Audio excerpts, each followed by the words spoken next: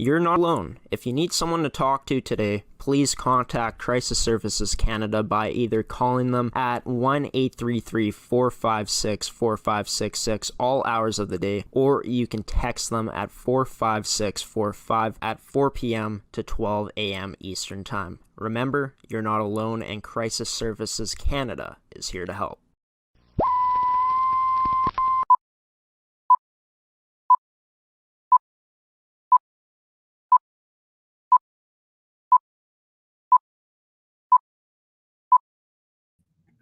Good morning, everybody, and welcome to this edition of Coffee with Graeme on AETi Productions. I'm your host, Graeme Forsyth. Today's edition of Coffee with Graeme, as always, is brought to you by AETi, Caisse Financial Group, Evolve Green, Pilot-Mound Hockey-Academy, and TOVI Hockey. In today's episode, we only got two people joining the show, two guests in total. I'll be finishing off today's edition of Coffee with Graeme, of course, as I've been doing for the most recent episodes, with an edition of League Report, taking a look at what's been going on in the MMJHL, the MFHL, the Saskatchewan Female U18 AAA Hockey League, as well as the Zone 4 High School Hockey League. And speaking of the MMJHL, the first guest in today's episode comes from the MMJHL. He plays for the St. Vital Junior Bics. He's in his rookie season with the team, and boy, is he having a great season so far. It's number 9, Tyler Rubigny. I'm going to ask Tyler about what it's been like playing for the Bics this season, how his year's been going, as well as how the team has fared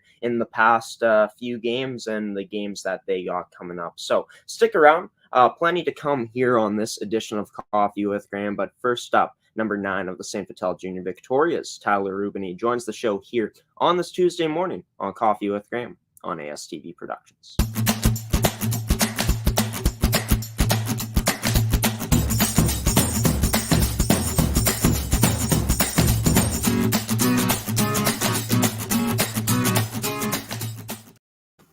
Joining this edition of Coffee with Graeme is number 9 rookie forward for the St. Vital Junior Victorias, Tyler Rubigny. Tyler, thanks for taking the time on your Tuesday morning and joining the show. You've been having a successful season this year, 44 points in 33 games played, second on the team in points, 1 point behind Ben Coppinger, who has 45 points. Just how nice it is for you to have this type of production in your rookie season with the team.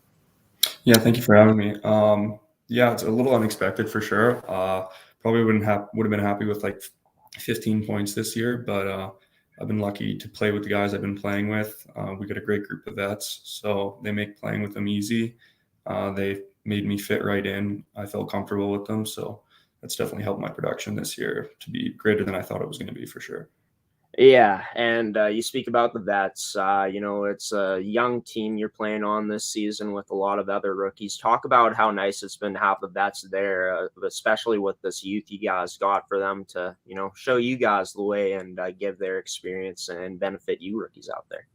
Yeah, we for sure got one of the youngest teams in the league, but the vets, especially the captains, Cops, Bully, Wasakas, Clark, and Verk, have all been really good. We were all a little nervous for sure coming from high school. We even have some 04s on the team, so got some younger guys that were definitely nervous to play junior hockey, but the older guys have made us fit right in. And they feel more like friends, even though they're 3 years older than us, which is a big thing to make us feel comfortable. So we all get along great, and that's definitely why we're doing so well for such a young team. Yeah, it's great that you guys are, like you said, able to, look at those older guys and think of them as friends as young as you guys are. And for yourself, you had a chance to play 3 games last season. Of course, that season getting cut short due to COVID, but you had some experience playing just a bit of games in the league before this year even started. Talk about, now that you've had a chance to play in this league consistently this season, what the level of MMJHL has brought to you, and just how it's been for you adjusting to the game out there. Right. So coming from high school, you definitely got more time with the puck in high school, a lot less hitting. The age gap is definitely less in high school as well. You're only playing against guys maybe 2 years older than you max, but usually 1 year older than you. So coming into the league last year was definitely a huge step up, but I feel like it definitely helped me this year. I kind of knew what to expect after playing the 3 games there. But yeah, definitely everyone's a lot bigger, a lot stronger. everyone's got more skill. It's pretty much the best of the best that played high school.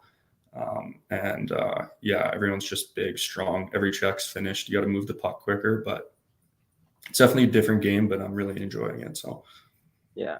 And, you're 1 point behind Ben Coppinger for tying him for the lead in points on the team. And from my understanding, from when I talked to Ben on the show a while ago here on Coffee with Graeme, he said that he's had a chance to play with you. Talk about how nice it's been to be able to play with a guy like Ben Coppinger, the captain of this year's team. yeah, so we've been playing together for quite a while now. We got split up for a few games, but we always find our way back to each other, to be honest. But he's probably the most skilled player I've ever been able to play with on the same line. Ben's probably the fastest kid in the league. He'd be the fastest or one of the fastest in the MJ as well. Ben's skill is definitely off the charts. So playing with him super easy. Definitely the smartest player I've ever played with. He can find me wherever I am, and I feel like we just work well together. I know where he is. He knows where I am, and we've been working out well. So, yeah, and this is a guy that's played in the MJ for a short stint, also had a chance to play in the WHL for a short stint before coming back and playing in the MMJHL with St. Vital. With all those experiences he's had, along with him being the captain on this team, you getting to know Ben quite a bit this season, along with all the rest of the players on the team. But talk about the things that, maybe he's passed on to you this season, the knowledge that he's had in the game. Yeah, Ben's passed on a lot, actually. Probably talks to me after every shift. Sometimes he can get a little mad at me for sure if I do something wrong, but it's all good. It all helps me. He knows a lot more about the game than I do, so it's definitely helped me improve. But I feel like the biggest thing Ben's provided with me is probably comfort and trust. I mean, start of the year, I definitely started off slow. I didn't really feel comfortable maybe pulling the individual play. I always wanted to help more teammates out. But Ben's put a lot of trust into me and told me kind of just play your game, do what you do. And that's probably the best piece of advice he's given me, because it's made me feel comfortable to play how I want to play, and the production's gone up from there. So. Yeah, and the production sure did go up in the month of January, where you put up 10 goals, 8 assists for 18 points in the 9 games played. You guys played in that month. You ended up winning Rookie of the Year for the month of January. Congratulations on that. What it means for you to be named, the Rookie of the Month in the month of January, at this point in the season. Yeah, it's huge, especially because there are other rookies that are a year older than me as well. So it's definitely a big accomplishment to win it. As an 18-year-old, but it honestly just comes down to a bunch of my teammates. They've been moving the puck well, and we've just been playing well together as a team. So when you're playing well together as a team, you're going to get points, especially when you're playing with guys like Cops and Ryland. When we're rolling, then the points are going to come. So. The team this season, Tyler, is in 4th place, 29-4 record, second most goals per game in the league with 4.39, 5th in goals against per game with 3.33, best power play percentage in the league right now at 23.9, and then an 87.4 penalty kill percentage, which ranks 2nd in the league. So a successful season for you guys so far, with the amount of games left on the schedule. How nice is it for you guys to be in this situation right now where you're that 4th place team, looking to gear up for a huge playoff run coming up here potentially? Yeah, so it's huge. All those statistics you mentioned were pretty much second. We got a first there with our power play. So offense definitely isn't the issue. I think that we all know on our team that defense is what we're stressing right now. We really need to lock up in the defensive end, especially forwards. We really need to figure out what's going on there, find our checks in our end, and stop other teams from scoring, because when we're putting up almost 5 goals a game, it's going to be tough to beat us if we can figure out the D zone. And that'll come with experience for sure. We got a bunch of younger guys, so it's been tough to learn the D zone, but we're figuring it out here. And if we can figure that out, yeah, we're going to be a dangerous team to play in the playoffs for sure. How have you felt that your game in the defensive zone has come along this season? I feel like it's getting better for sure. I played relatively little defense in high school, to be honest. I was always just worried about getting points, but coming to this team, our coach, Jeff, really stresses the D zone, and I think it's really important. So I've been really trying to up my defensive end, keep my plus plus minus high, keep the puck out of my net, and hopefully win more games here.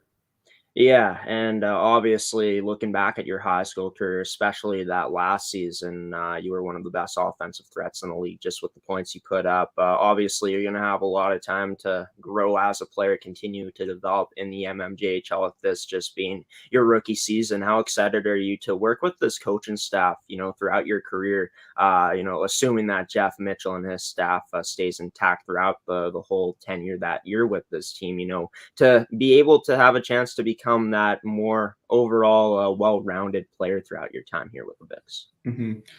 Yeah, super excited. Jeff's probably the best coach I've ever had, or one of for sure. He definitely stresses the things that need to be worked on really well, as well as Paul. Paul's a great offensive coach. He'll focus more on us if we're doing anything that just relates to the offense. He'll take us and separate us to the other end, just work on skills in the offensive end. But they're super good. They've helped me a lot, and they're kind of same thing with Cops. For me, they've given me a lot of trust in me to be able to play on one of the top lines, to be on the power play, be on the penalty kill sometimes, be out there in the last 2 minutes of the game as an 18-year-old. So all of that's helped me grow a lot, actually. And in practice, they'll point out things I'm still doing wrong, just rookie mistakes, but they've been really good to me so far, and they've been giving me the opportunity in games to grow as well, which is huge, because without that, can't grow too much. So yeah, for sure. And they've also given you opportunity to play on the power play. I've seen that you have some power play goals this season. How nice has that been to be utilized in a pretty big situation on the league's number one power play in terms of percentage, with you getting that opportunity to showcase your skills there? yeah, it's huge. Our power play is obviously super skilled. We got Coppinger on there, Bullock, Braden Clark, and Ryland. That's your Duke right now. So all four of those guys are extremely skilled. So to be able to play with them is unbelievable, and it probably boosts my stats a little bit, but it's been super good to play with those guys on the power play. So the team is on a 2-game win streak right now. You guys won against the Charleswood Hawks last Thursday in the team's most recent game, a close 4-3 game at home. I know you guys were down at one point in that game, but to be able to battle back against a team like Charleswood, obviously a team that is lower than you in the standings, any adversity is good adversity at this point in the season for you guys, and you guys were able to battle through that and win a close 1 4-3. Take me through that game and how it went down.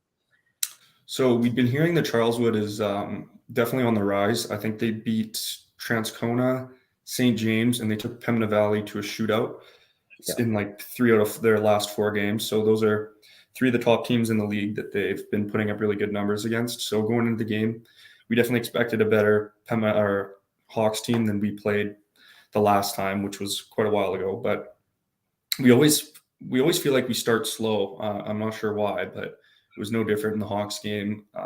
They got up one quick one, and then they got up one, I believe, like 4 minutes after in the first. So we're down 2-0. Go back into the dressing room. We got a pretty stiff talk from our coach there to get going here.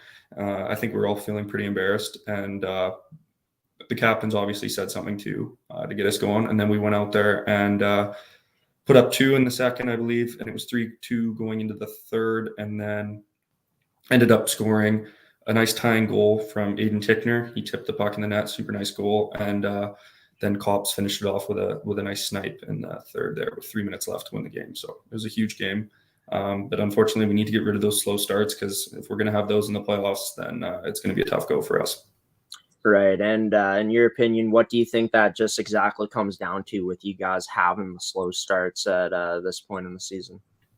You know what? I'm not really sure. We go into the games, we're super motivated, we're super amped up to go play, and then we kind of just fall apart, mostly defensively. The only way we don't have a slow start is if we get an offensive goal, like close into it. But it usually takes us like either to get like a big hit against us or a goal scored against us for us to wake up.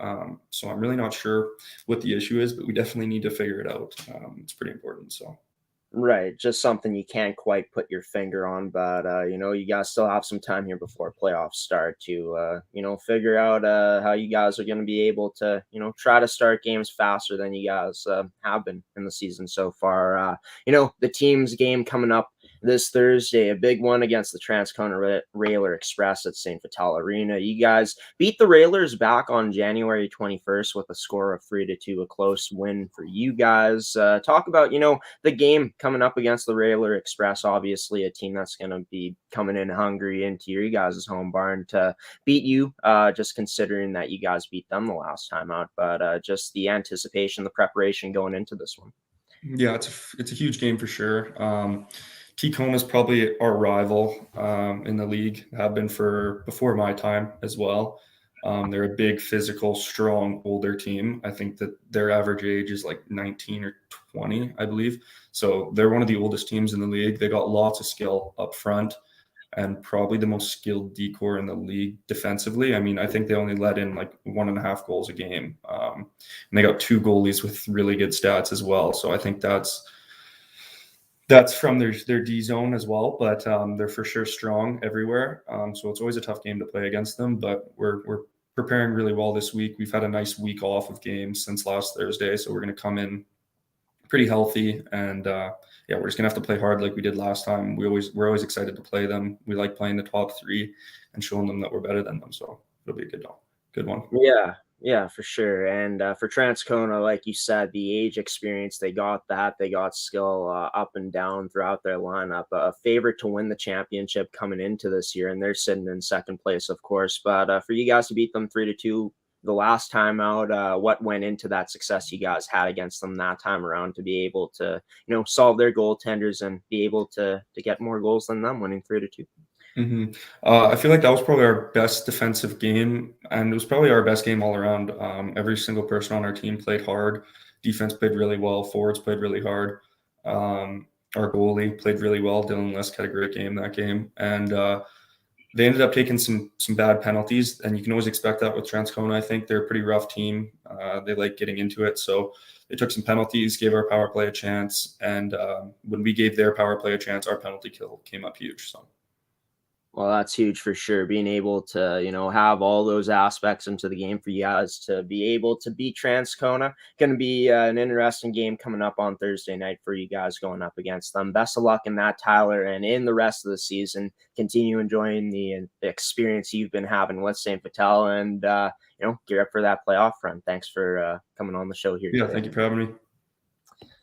Tyler Rubigny, number 9 of the St. Vital Junior Victoria, is joining the show here today on this Tuesday morning. But we got more coffee with Graeme, where that came from. Coming up next, the final guest joining today's edition of the show, and Cody Wall on Off the Wall with Cody will come on to break down the past weekend of games we saw here on the network between the Pilot-Mound Hockey-Academy U17 Prep Male Buffaloes and the Prairie Hockey-Academy U17 Prep Male team. Coming up here on Coffee with Graeme on ASTV Productions on this week's edition of Off the Wall with Cody. Stick with us after these commercial breaks.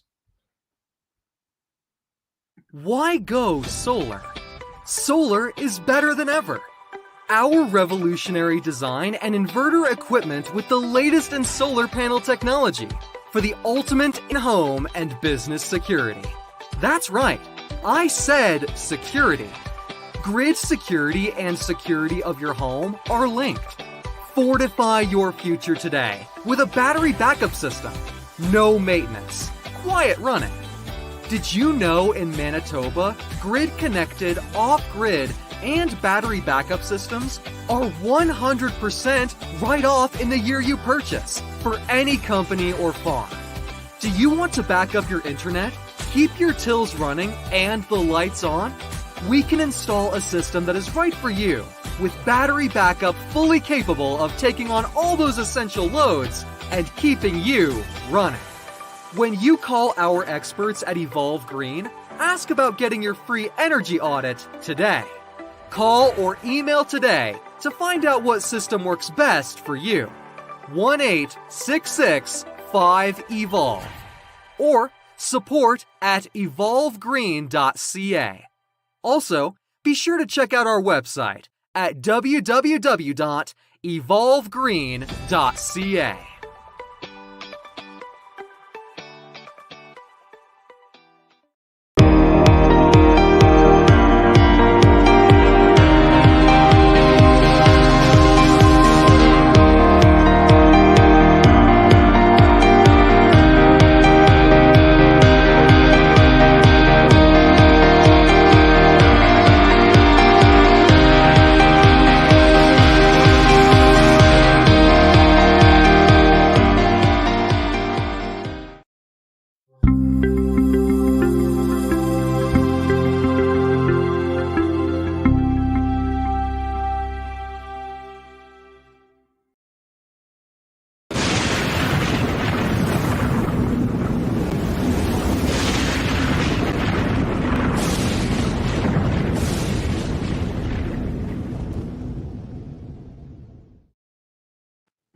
Cody Wall joining this week's edition of Off the Wall with Cody on ASTV Productions. Cody, how you doing on this Tuesday morning, man? Getting set to talk about these two games that we saw against the Pilot-Mound Hockey-Academy Buffaloes U17 prep male team as they went up against the Prairie Hockey Academy U17 prep team this past weekend. Yeah, definitely. It's fun to be on here on a Tuesday morning, and we had some interesting games to call over the weekend. Two games that kind of went opposite ways over the weekend. Yeah, and opposite ways they did go. The Buffaloes, of course, were back at home for the first time here in 2022 to play the Prairie Hockey Academy team. They played Saturday night and Sunday afternoon. Of course, the Buffaloes, for those of you that don't know, won the first matchup on Saturday night 5-2, and then the Prairie Hockey Academy team responded and won 6-1 on Sunday. But talking about Pilot-Mound first off, the Buffaloes back on home ice for the first time in 2022, using that home ice advantage to their advantage at a very high level. 4 goals in that first period on Saturday to start things off. Yeah, definitely. They came out firing in all cylinders, and they really didn't let up, especially in that first period. Getting early goals at 3 minutes, and then another one within another under a minute, their second goal. So before the 5-minute mark, the Buffalo had a 2-goal lead and really looked in command, especially in that first period. Yeah, and that they did. A quick start for them, like you mentioned, 3 goals pretty quickly, and then 1 to end off the period for them. But a lot of firsts for the Buffaloes. I'm talking about 2 firsts in particular. That was, 3 actually. Carlos De Leon going back to the back end to play defense. Corey Nilsson, normally a defenseman on this team, getting the switch up to forward. Corey Nilsson ended up scoring his first goal of the season. Maddox Derianka had 2 and ended up scoring his first goal of the season yesterday on Saturday's win for them. But talk about how nice it was to see, those firsts for Corey Nilsson and Maddox Derianka getting on the board. Yeah, I'm sure it was real reassuring for those two guys. For the U17 team, it's been a bit of an up and down season. They've definitely had their highs and their lows. Saturday, definitely one of their highs with 2 players in Maddox and Corey Nilsson picking up their first goals of the year. And for Corey, actually, I believe it was his first point altogether on the year. So two players that nice to get them going and get them started, and especially a guy like Maddox who's going to be taking those long shots from the point, and getting him a little bit of confidence is definitely going to be beneficial for the U17 Buffaloes going forward here, I think. Yeah, and Maddox Derianka, his first goal wasn't the prettiest goal in the world, but they all count the same. Of course, getting on the board for the first time in his season, getting the Buffaloes on the board for the first time in that game in Saturday, 1 of 4 goals that was scored in the first period of that one, but doing it again, shooting through a screen later on in that period to get his second goal of the night in the same period. Carlos De Leon has switched to the back end, switching from forward to defense. How nice it was to see him perform at a pretty good level back there, especially with, Keegan Leach being out of the lineup in this game for the Buffaloes.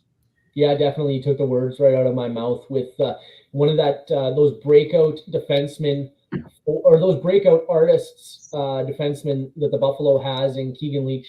Definitely was a notable omission from the lineup on both Saturday and Sunday.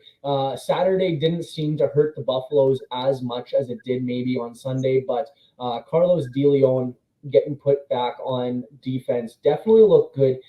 He was able to see the ice quite well, and I really liked the way he was able to break out quite well, often able to be that first step in getting the offense generated for the Buffaloes. Even though he wasn't able to pick up a point, he was able to create momentum through his crisp passes, and we saw him make a couple rushes up the ice that I think were able to generate shots as well.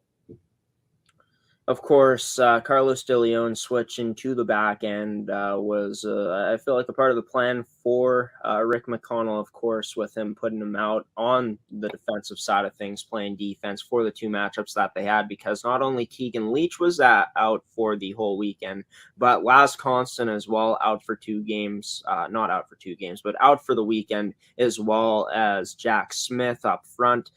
Dmitry Petrenko, of course, was out for that Saturday game, but played in Sunday's matchup. But how nice was it to see the Buffaloes be able to bring one of their best games of the season, if not their best game of the season, in that 5-2 matchup with some key players out of the lineup? Yeah, definitely. As these teams are getting kind of down to the nitty gritty, where we're ticking down the last kind of couple games of the regular season and kind of getting ready for playoffs. Definitely reassuring to have the team starting to ramp up at the right time. And, the guys look like they're definitely improving as the year has gone on. I know we've mentioned that on the broadcast, how there's been players who have been able to step up their game. I know I mentioned Maddox. Definitely his skating has improved, and I've seen him jump up into the rush a lot more, able to pinch and, create some more opportunities. But the whole team definitely has looked good as the season has progressed. Kean Hodgins also looked well, along with the rest of the Buffaloes, looked good along with the rest of the Buffaloes, stopping 33 shots on 35 that he faced. A big part of the Buffaloes win, of course, when the goaltender's able to make that many saves on that many shots. Talk about how impressed you were with his game this past Saturday in that win. Yeah, definitely. He looked good. Early on, he didn't see a whole lot of shots, but as the second and third period kind of got on and Prairie Hockey-Academy started getting back into their groove of things, he started seeing a little bit more rubber. And when he did, he definitely looked good when he was facing the shots, often able to get a clear sight through some of the good defensive play the Buffalo did have going in that Saturday night affair. Let's talk about Prairie Hockey-Academy now in this game. Their first period, not the best from them, and they were on an 11-game losing streak heading into this matchup. Of course, it got extended to 12 games after that loss on Saturday night, but that first period, really not a good one from PHA. Some missed passes, missed assignments, getting caught in some bad positions. Talk about that start for them and how costly it was for them in that game and that loss.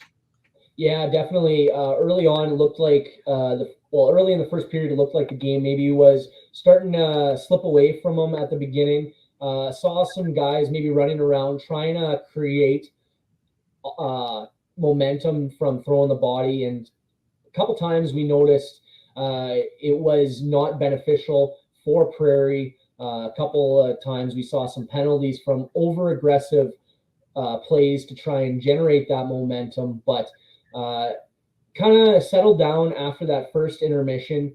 You got to think that the coaches had talked to the players and settled them down after that abysmal, or that first period that they struggled in so much.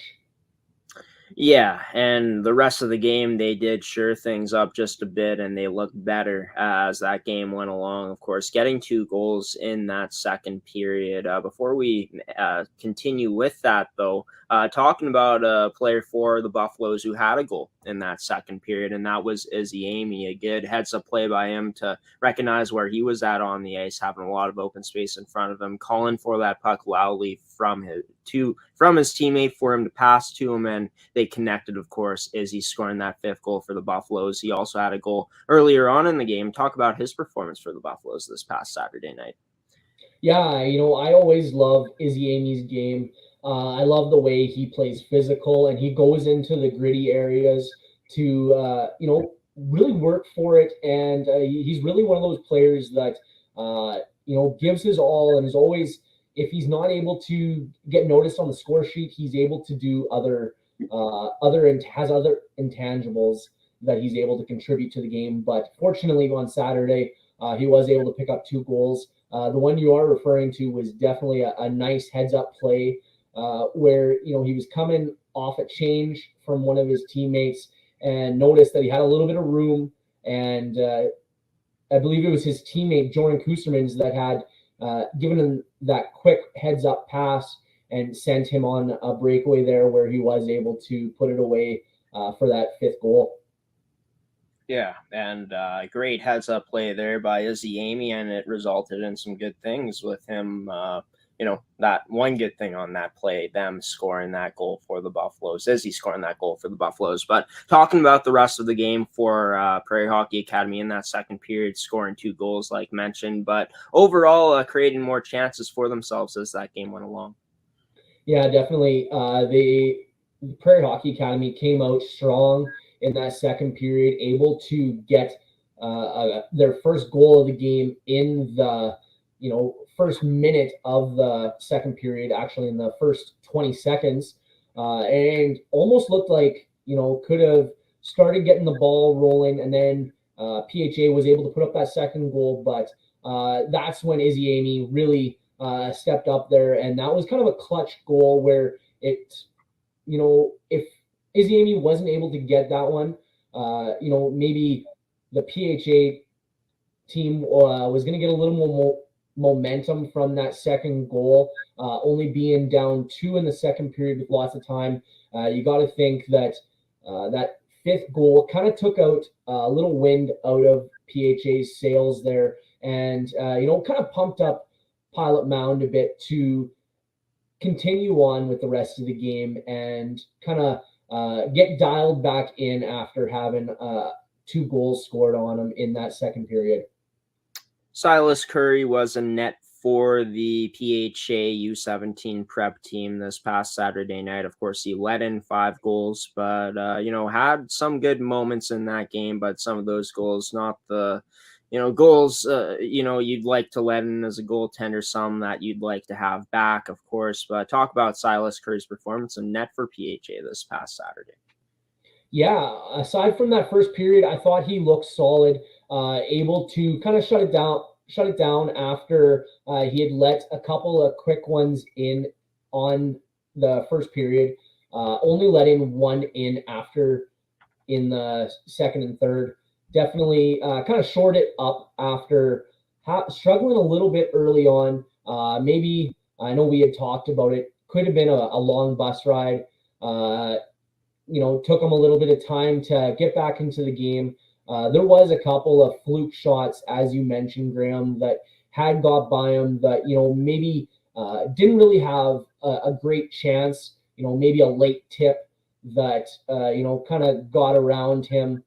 And one that, you know, he didn't really have a whole lot of chance. None that really, I thought, beat him too clean on any of those goals.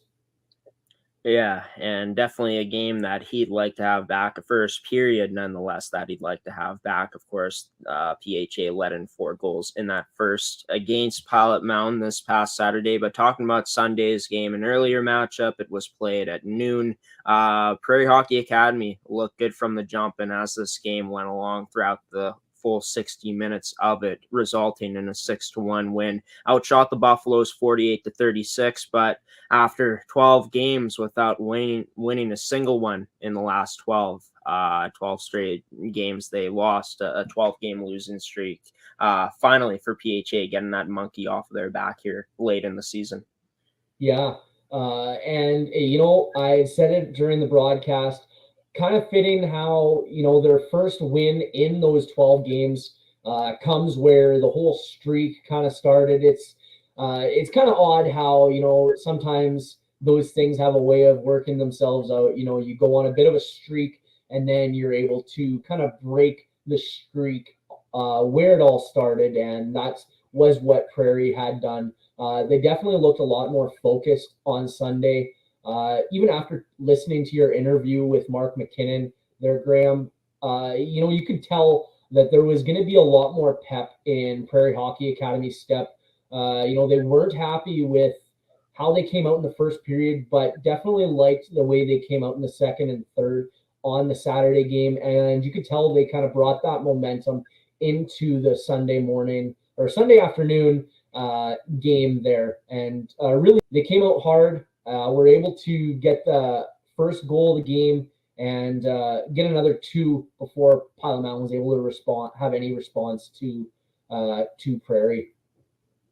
Yeah, and for Prairie in this game, they scored a goal in the first period. They scored a goal in the second period to have 2 in their goal total. And then they scored 4 in that third period where they really started to break the Buffaloes open. Talk about the strong third period that PHA had to truly put this one in the win column for them, finishing off strong in the last 20 minutes of that one. Yeah, I kind of mentioned it before that these two games were polar opposites. In the third period, it was where PHA kind of took off, whereas Pilot-Mound took off in that first period of our first game. But PHA really they got that third goal fairly early in the third period, and then we saw Pilot-Mound was able to respond with a goal of their own. Maybe looked like they were going to be able to have a little bit of juice for PHA, but young Wang definitely kind of took the game upon himself there and kind of put that dagger through the Buffalo's heart with scoring 30 seconds after Pilot-Mound evened it up. And then they really didn't look back. After the halfway point of the third period, Prairie kind of took control and, maybe looked like some of the wind got taken out of the Buffalo's sails on that, and we're maybe chasing the game a little bit too much and started trying to focus on pressuring too hard, I think. Yeah, and the Buffaloes in this game got outshot 48-36, and looking into that, just the Buffaloes making a lot of mistakes in this game, not going to the not exactly making the best decisions with the pucks over the course of this game, especially. But did you think that was just, and we talked about it on the broadcast, but just Prairie Hockey Academy being more on their game, more ready to go from the jump in this game, and just having quicker feet out there and more active sticks that really gave the Buffaloes problems? Yeah, I do think that Prairie Hockey Academy did come with an extra little jump in their step. I do think they were feeling a little, I don't want to say they were feeling down after Saturday's affair, but I feel like they knew what they had to come into Sunday to do. And they came in with the game plan and executed perfectly to get the goal that they wanted to, and that was to get that monkey off their back and not extend their losing streak to 13 games. They really came out with a full effort level, and Austin Siebel, you got to give him credit. He was amazing in that game, able to turn away 35 of the 36 shots he faced.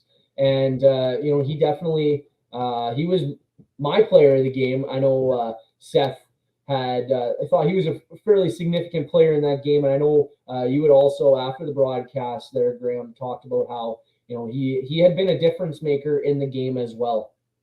Yeah, he was. He wasn't my player of the game, but I went with Ty Pratt, captain defenseman for this team, who had a really good weekend for himself throughout these two games. But talking also about just the good structure that Prairie Hockey Academy had, way better than they showed in terms of structure in their game back in Saturday's game, the night before they played in this game where they won against the Buffaloes. But going back to Austin Siebel, just a very good performance from him, stopping some really good shots that came his way. Talk about Austin's game. What impressed you the most about him, as that was your player of the game for Sunday's matchup between Prairie Hockey Academy and the Buffaloes? Yeah, I definitely like the way he was tracking the puck. It looked like he was dialed in, able to see the puck, and his teammates did a good job of making sure he did have a pretty clear view of where the puck was, and that it wasn't going to be too much traffic, that he was going to see a puck slip by him after a tip or through traffic. He definitely looked to be on his game on Sunday. talking about the special teams now from both teams, for both the Buffaloes and Prairie Hockey Academy. Talk about what you saw from their special teams from these two teams on Sunday. Yeah, Sunday is where the special teams really came out to play. Looking at the first goal was scored on power play for PHA, and actually the third one as well. So, their special teams for PHA definitely was a difference maker, able to get them up on Pilot-Mound, and Pilot-Mound's penalty kill really wasn't able to shut down Prairie Hockey Academy's strong power play. I know during the broadcast I had mentioned Prairie Hockey Academy coming in with a fairly, for lack of a better word, their power play lately had been a bit weak, but definitely looked a lot better against a struggling penalty kill. And sometimes that's what you need to get your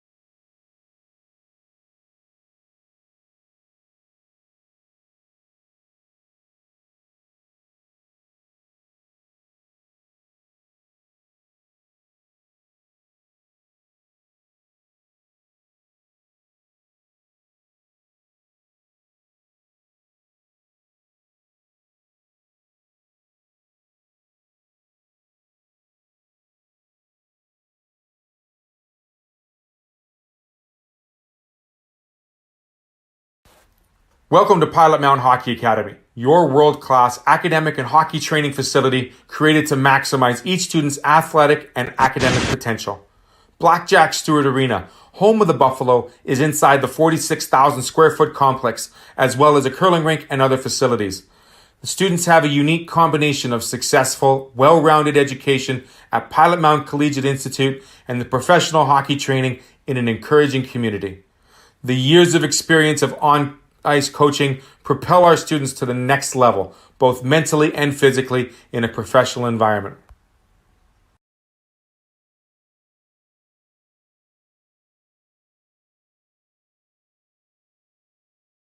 Podcast, kind of fitting how their first win in those 12 games comes where the whole streak kind of started. It's kind of odd how sometimes those things have a way of working themselves out. You go on a bit of a streak and then you're able to kind of break the streak where it all started, and that was what Prairie had done. They definitely looked a lot more focused on Sunday. Even after listening to your interview with Mark McKinnon there, Graeme, you could tell that there was going to be a lot more pep in Prairie Hockey Academy's step.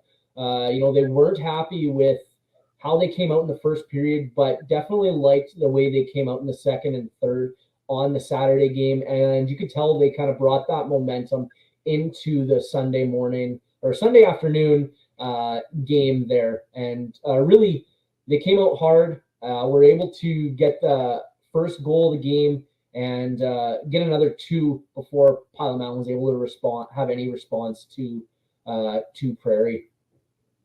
Yeah, and for Prairie in this game, they scored a goal in the first period. They scored a goal in the second period to have 2 in their goal total. And then they scored 4 in that third period, where they really started to break the Buffaloes open. Talk about the strong third period that PHA had to truly put this one in the win column for them, finishing off strong in the last 20 minutes of that one.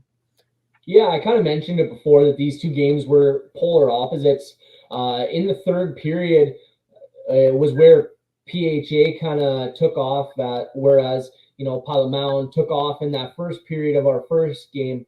But PHA really they got that third goal fairly early in the third period, and then we saw Pilot-Mound was able to respond with a goal of their own. Maybe looked like they were going to be able to have a little bit of juice for PHA, but young Wang definitely kind of took the game upon himself there and kind of put that dagger through the Buffalo's heart with scoring 30 seconds after Pilot-Mound evened it up. And then they really didn't look back. After the halfway point of the third period, Prairie kind of took control and, maybe looked like some of the wind got taken out of the Buffalo's sails on that, and we're maybe chasing the game a little bit too much and started trying to focus on pressuring too hard, I think. Yeah, and the Buffaloes in this game got outshot 48-36, and looking into that, just the Buffaloes making a lot of mistakes in this game, not going to the not exactly making the best decisions with the pucks over the course of this game, especially. But did you think that was just, and we talked about it on the broadcast, but just Prairie Hockey Academy being more on their game, more ready to go from the jump in this game, and just having quicker feet out there and more active sticks that really gave the Buffaloes problems? Yeah, I do think that Prairie Hockey Academy did come with an extra little jump in their step. I do think they were feeling a little, I don't want to say they were feeling down after Saturday's affair, but I feel like they knew what they had to come into Sunday to do. And they came in with the game plan and executed perfectly to get the goal that they wanted to, and that was to get that monkey off their back and not extend their losing streak to 13 games. They really came out with a full effort level, and Austin Siebel, you got to give him credit. He was amazing in that game, able to turn away 35 of the 36 shots he faced, and he definitely he was my player of the game. I know Seth I thought he was a fairly significant player in that game, and I know you would also, after the broadcast there, Graeme, talked about how he had been a difference maker in the game as well. Yeah, he was. He wasn't my player of the game, but I went with Ty Pratt, captain defenseman for this team, who had a really good weekend for himself throughout these two games. But talking also about just the good structure that Prairie Hockey Academy had, way better than they showed in terms of structure in their game back in Saturday's game, the night before they played in this game where they won against the Buffaloes. But going back to Austin Siebel, just a very good performance from him, stopping some really good shots that came his way.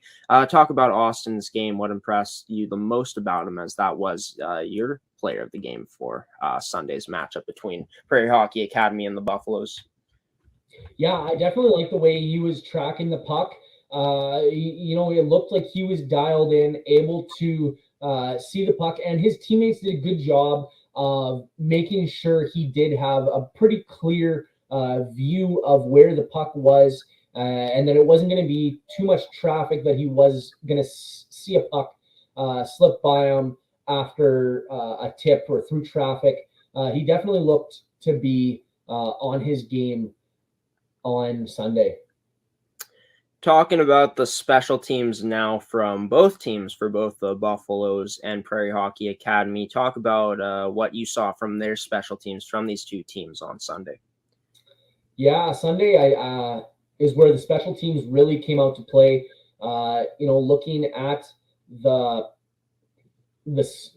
first goal was scored on power play for PHA, and actually the third one as well. So, their special teams for PHA definitely was a difference maker, able to get them up on Pilot-Mound, and Pilot-Mound's penalty kill really wasn't able to shut down Prairie Hockey Academy's strong power play. I know during the broadcast I had mentioned Prairie Hockey Academy coming in with a fairly, for lack of a better word, their power play lately had been a bit weak, but definitely looked a lot better against a struggling penalty kill. And sometimes that's what you need to get your power play going. Is you have a good offensive night where it's rolling on all cylinders, and sometimes that can propel you to continue further on down the season. Yeah, and that power play for Prairie Hockey Academy, interesting that it hadn't been one of their strong suits, because it definitely was one of their strong suits in Sunday's action. Moved that puck around really nicely on the power play, getting the Buffaloes players to get out of position with the good movement that they had on that man advantage, and resulted in some good things, like you said, Cody, in 2 goals for them. But for the Buffaloes in this game, of course, not coming out with the same result that they wanted in Saturday's game, as opposed to the Sunday game when they lost against Prairie. They won on Saturday night, of course. But for the Buffaloes after this weekend, what do you got to take out of it in terms of, you did some really good things well in the Saturday night win, but not so much in the Sunday game where they lost 6-1? Yeah, you know what? Obviously, in Sunday, the Buffalo penalty kill was a little bit more of a storyline in that game.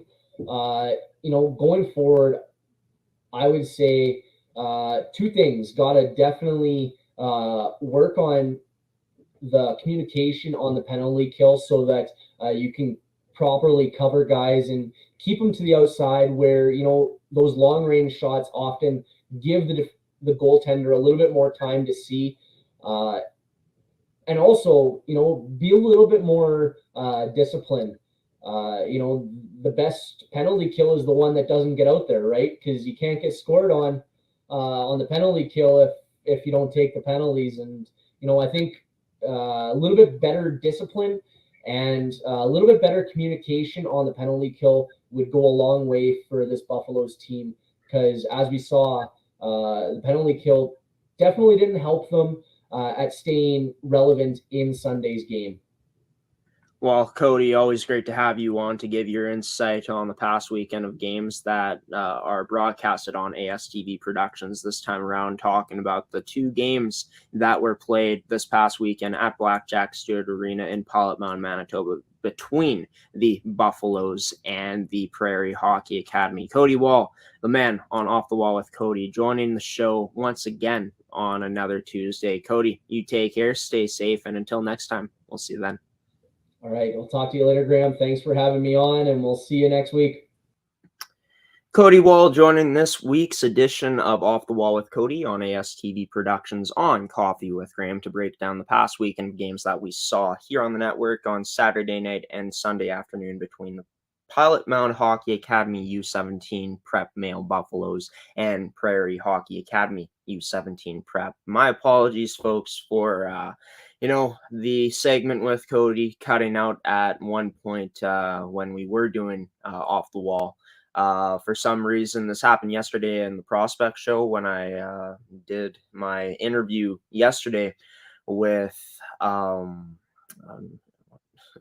who did I do my interview with? Oh, yes, with Charlie Ellick of the Edge School U18 prep team. Yeah, it kicked me out of StreamYard, said something went wrong, so I had to restart my computer yesterday. Same thing happened today, so I hope that that problem can be resolved at some point, but I think it just comes down to my computer malfunctioning. So might have to take it to Best Buy to have the Geek Squad check it out and help me out with that. But we'll have to see if the problem continues here throughout the week. But coming up after the commercial break, folks, I'm going to be giving you guys this episode's edition of League Report. Well, I'll be taking a look at the MFHL, the Saskatchewan Female U18 AAA Hockey League, the MMJHL, as well as the Zone 4 High School Hockey League, taking a look at what happened in the past games that I haven't had a chance to report on yet, as well as talking about the standings updates, if anything's changed in the leagues, as well as the point leaders, goal leaders, assist leaders,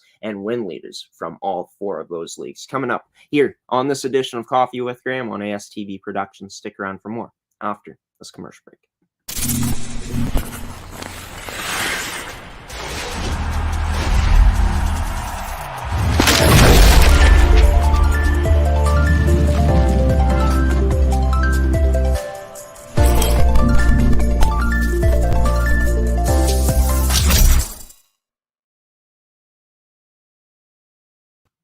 Welcome back to Coffee with Graeme. Cody Wall joined the show here most recently on his segment Off the Wall with Cody. I had some technical difficulties with the stream, as I just did mention, with it kicking me out of the StreamYard browser. Had to restart my computer, and it was a bit of a mess, but got through it. And now it's time for this week's edition, this episode's edition, this Tuesday edition of League Report here, taking a look at the past action, the past week/weekend of games that has happened in the MFHL, the Saskatchewan Female U18 AAA Hockey League, the MMJHL, as well as the Zone 4 High School Hockey League, as well as giving you guys an update on the standings in the league and the leaders in the league, from points to goals to assists to wins leaders from all 4 of those hockey leagues. But let's start off with the league that I always like to start off with, the MFHL, talking about what has happened in the past week/weekend of games in that league.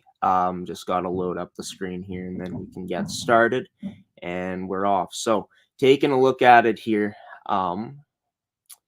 just gonna extend this so that we can zoom in here the best that we can. So taking a look at it in the past week/weekend of games. So starting on February 2nd, the Winnipeg Avros won 10-0 over the Eastman Selects. A huge third period for the Winnipeg Avros in that game, most notably putting up 6 to win that one 10-0. And then the day after that, on February 3rd, which was on Thursday, I believe. Yep, on Thursday.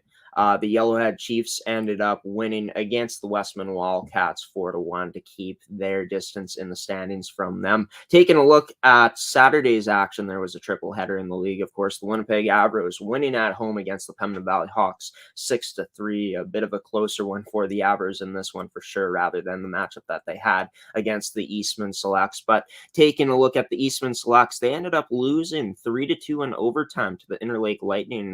Big third period for the Interlake Lightning in that game, as they scored 2 goals to end up tying this game and sending it into regulation. Not sure if they tied it with 2 goals, but they scored 2 goals to force overtime in the third period. And of course, Interlake coming out with the win in overtime in that one. And then Central Plains with a huge win against the Westman Wildcats. A huge win for Central Plains indeed in that one, as they beat one of the top teams in the league. 4-1 win for them on Saturday. Going into Sunday's action, a pretty close game by the score, 1-0 for the Pembina Valley Hawks over the Central Plains Capitals. Of course, the Winnipeg Avros beating the Westman Wildcats 6-3. Another huge third period for the Winnipeg Avros in that one, as they put up 4, as you guys can see there. And then the Yellowhead Chiefs taking care of business against the Interlake Lightning, beating them 4-2 in their contest on Sunday. Taking a look at the standings now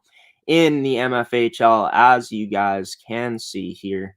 I'm going to zoom in a bit to show you guys the standings better here. But yeah, the Winnipeg Avros still the first place team in the league with a record of 24 wins, 2 losses, and only 1 overtime loss or extra time loss, as you can, I guess you could call it that. The Yellowhead Chiefs in second place with 42 points, looking like the Winnipeg Avros have clinched first place.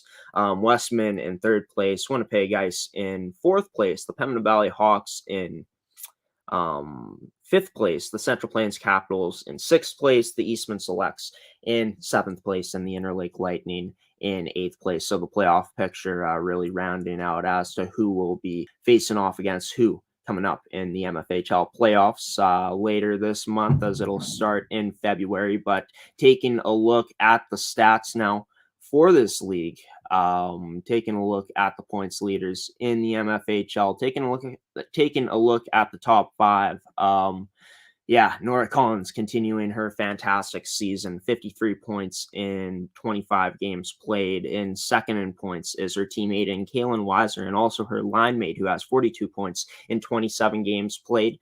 For Maya Eamon, she has 39 points in 26 games played. Courtney Bays, 5 points behind her with the same amount of games played, with 26 with 34 points. And then Abby Bordedwy still in the top 5 in points, but has fallen a bit as she is now fifth with 33 points in 26 games played. Now, taking a look at the goal leaders in the league, and it is Nora Collins. And Nora Collins, congratulations to her. She has now broken the record for most goals by any player in a single season. 36 goals for her. I believe the previous record was 35. And yeah, just a great achievement for Nora in her senior season. Abby Bordedwy in second in goals with 20. Maya Eamon and Darby Poole both tied at 19, and they are tied for third in goals. And then Danica Botterill with 18 goals in 21 games that she's played. And then there's a drop off after her,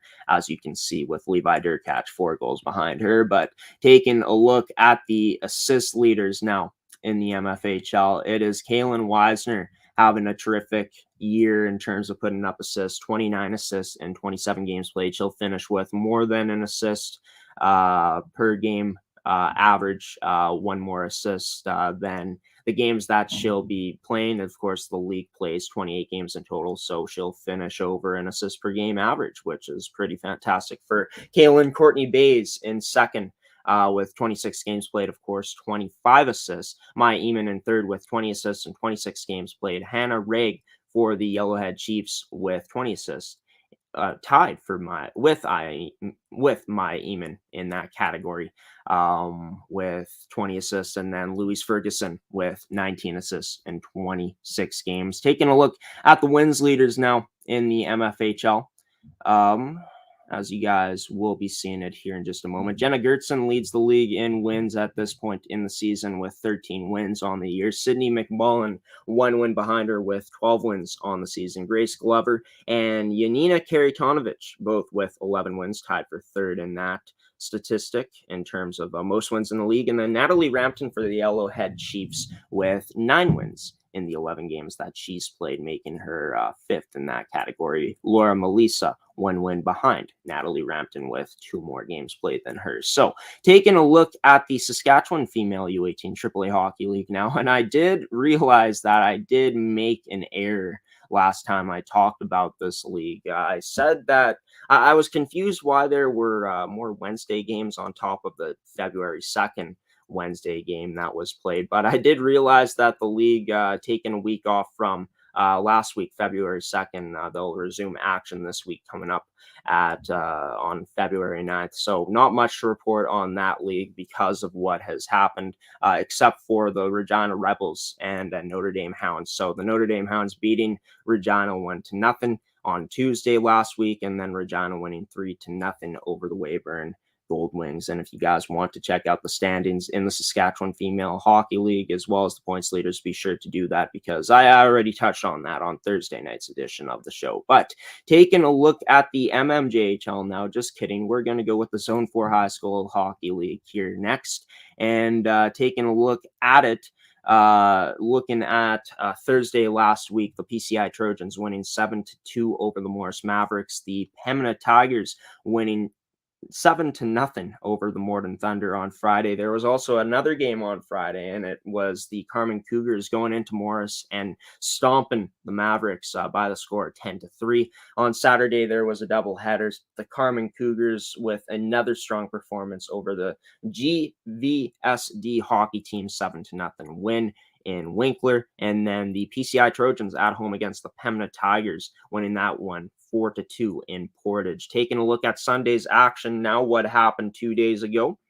The PCI Trojans with a 4-0 win, a shutout win on the road in Altona against the WC Miller Aces, and the Mountain Mustangs beating the Morris Mavericks 8-3 in the Mountain Mustangs home arena. So taking a look at the standings now, what has changed? Well, PCI has, had some opportunity to give themselves space with those wins that they've had, and they have a 17-2 record in first place. Carman is 4 points behind them with a 15-3 record, and then after that, 4 points behind Carman is WC, the Miller Aces, with 26 points, and then 23 points for the Mountain Mustangs. They are 3 points behind WC for that third place spot. The Pembina Tigers are taking a look at their stats, only 1 point behind the Mountain Mustangs, 2 points away from jumping over them in the standings. The Morden Thunder also tied with the Pembina Tigers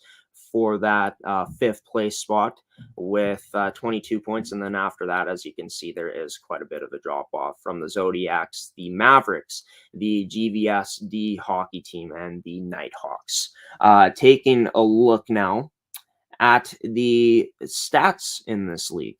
And also, I forgot to mention that yesterday there was also a game played in the Zone 4 High School Hockey League between the WC Miller Aces and Morden Thunder. And Morden in that game with a big win, but the WC Miller Aces made it closer than the game was going into the third period. Once the third period ended and once the game ended, scoring 4 to make it a 6-4 game. But now, getting to the stats in this league, the stats leaders.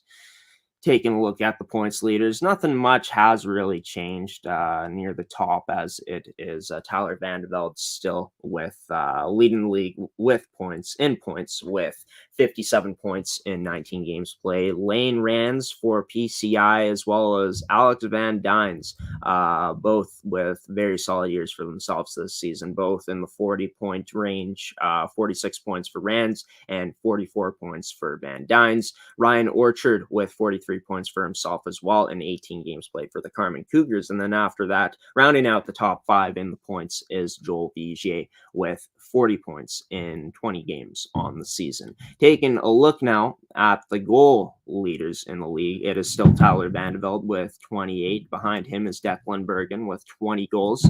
Behind Bergen is Carson Dubois with 20 goals as well. Actually, there's a 3-way tie. No, a 4-way tie. I'm looking at it now. Yeah, Bergen, Dubois, Anthony Lehman, and Ryan Orchard all with 20 goals on the season. And then sitting just outside of that top 5, 1 goal away from tying the 20 goal scorers, the 4 goal scorers that have 20 goals, is Alex Van Dynes for the PCI Trojans with 19. Taking a look now at the assist leaders in the league. It is Lane Rands now tying Tyler Vandeveld for most assists on the season with 29 assists for both Rands and Vandeveld. They both have the same amount of games played too, so it will be interesting to see if Rands can truly overtake Vandeveld for the going into the rest of the season, the rest of the matchups that these teams have coming up. But Alex Van Dynes with 25 assists in the season. He's in third in 19 games played. Brock Wood for the Carman Cougars, as well as his teammate and Ryan Orchard, both in the top 5 as well in assists, paired with Joel Vigier, who's tied for 5th, along with Ryan Orchard with 23 assists. But Brock Wood with 1 more assist than Orchard and Vigier at this point in the season with 24 assists in 18 games that he's played. Now, taking a look at the win leaders in the Zone 4 High School Hockey League. It is Rowan Cherkas who is leading the league with wins, with 11 wins in 13 games played. Behind him is Miguel Bazin with 9 wins in 15 games. And then after that, it is Gabe Mondry or Mondrai for the Mondry or Mondrai. I'm not too sure how to pronounce it, but for the Carmen Cougars with 8 wins, only 1 loss on his season. His teammate Mason Mazurat with 7 wins, 1 win behind him. And then there's a tie for 5th in wins with Cole Robertson of the Morden Thunder and Connor Perego of the WC Miller Aces, both having 6 wins on the season. Now, moving into the MMJHL, moving into February's action, and there's some games that I, have reported on so far, I think, but I'm going to report on all the games that have been played in February so far. So starting off last week, on the Tuesday, on February 1st, it was the Raiders Junior Hockey Club losing to the River East Royal Knights 3-1. The Fort Garry Twins with a huge 4-2 overtime win over the St. James Junior Canucks. The Pembina Valley Twisters in Wednesday's action, and the lone game on that Wednesday ended up, let's see.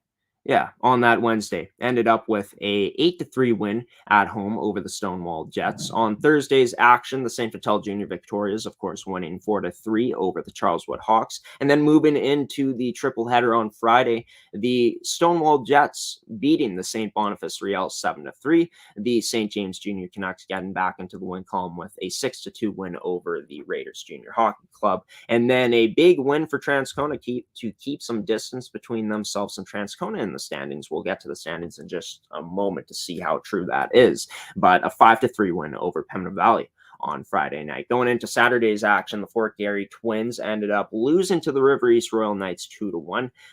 The Pembina Valley Twisters ended up winning 4-0 over the Charleswood Hawks. And then moving into Sunday's action, a highly anticipated game that did not disappoint. Looking at how close the score was, a 5-4 win for the St. James Junior Canucks over the Transcona Railer Express. And then the Raiders Junior Hockey Club going into St. Boniface's home arena and winning 5-1 over them. Taking a look at the updated standings now in the MMJHL. And so there is still quite a tight gap between Transcona and Pembina Valley in the standings. If not for Transcona's win over Pembina Valley would be in second place right now. But looking at the standings, the top team still is the St. James Junior Canucks with 60 points in 36 games. That number 60 points in 36 games. Behind them by 6 points now is the Transcona Railer Express, and then behind them by only 2 points is the Pembina Valley Twisters for third place. The St. Vital Junior Victorias in fourth place with 44 points. Quite a bit of a gap from the Twisters and the Victorias. But then for the Junior Vics, they got a nice cushion for that fourth place spot over the Raiders Junior Hockey Club, who has 35 points. And then the River East Royal Knights with 32 points in sixth place. A team that is only 1 point behind River East and 2 points away from taking over that sixth place spot with 4 games in hand is the Fort Garry Twins, and then in last place is the Charleswood Hawks with 29 points. The Stonewall Jets still 8 points from tying Charleswood on the season, along with 9 points away from them from overtaking them for that last playoff spot. Now, taking a look at the stats leaders in the league at this point in the MMJHL. I got to find my phone because I finally got the right pronunciation for one of the league's top point getters, who was leading the league last time I checked in points, but is not anymore. As you guys can see here in the top 5 for points, it is Curtis Luke, who has 65 points in 32 games played. Taking a look at the second most points put up in the league so far this year, and that's by TJ Matsyushevsky.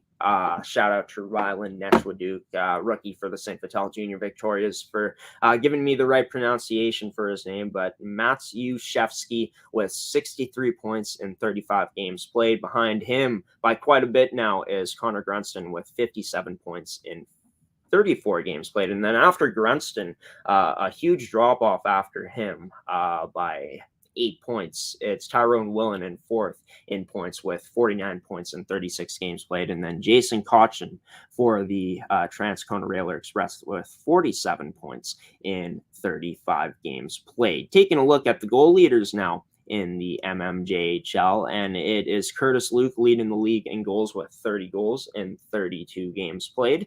TJ Matsiushevsky with 27 goals in 35 games played. Griffin Height for the St. James Junior Canucks with 26 goals in 33 games played. Ethan Lewis for the Charleswood Hawks with 25 goals in 31 games played. And then Connor Grunston with 24 goals in 34 games played. Also tied with Tyrone Willen in that category, as Tyrone also has 24 goals. But taking a look at the assist leaders now, it's TJ Matsiushevsky leading the league in assists by one more assist than Curtis Luke, of course. Luke having 3 less games played than Matsiushevsky, but nonetheless, Matsiushevsky leading the league in assists right now with 36 in those 35 games played.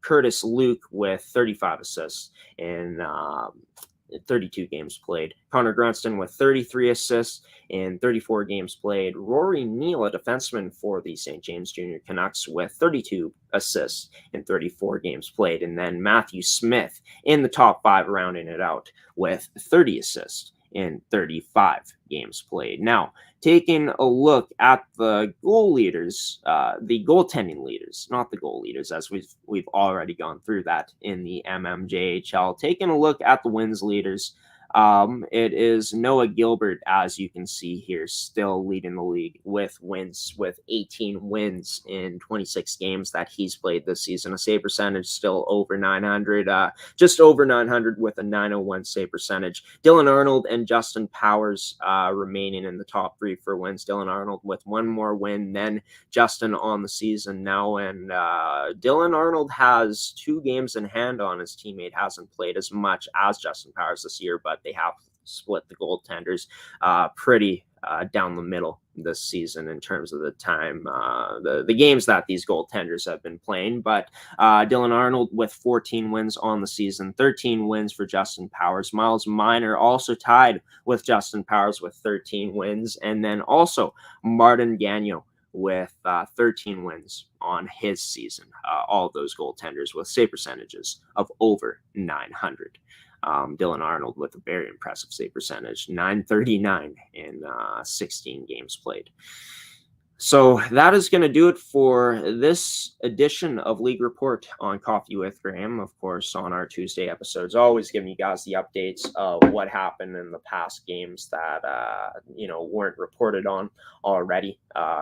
Taking a look at how these teams faring in the standings after the weekend of games that these leagues have played, except for the Saskatchewan Female U18 AAA Hockey League. But a lot to talk about with that league coming up, along with all the other leagues coming up on Thursday night's edition of League Report. But yeah, that is going to do it for this edition of Coffee with Graeme on ASTV Productions. I want to once again, well, I haven't yet, but I want to give a special thanks to the 2 guests for joining me on today's episode, who did in Tyler Rubigny for the St. Vital Junior Victoria's, rookie forward for that team who wears number 9, as well as Cody Wall for joining Off the Wall with Cody here to break down the past weekend games that we saw on the network. Special thanks to you, the viewer, for tuning in this morning on Coffee with Graeme, as well as a special thanks to our sponsors in AETi, who you will be seeing their commercial here to end off this show. I haven't seen their commercial yet in today's episode, but special thanks to them for being a sponsor in today's episode,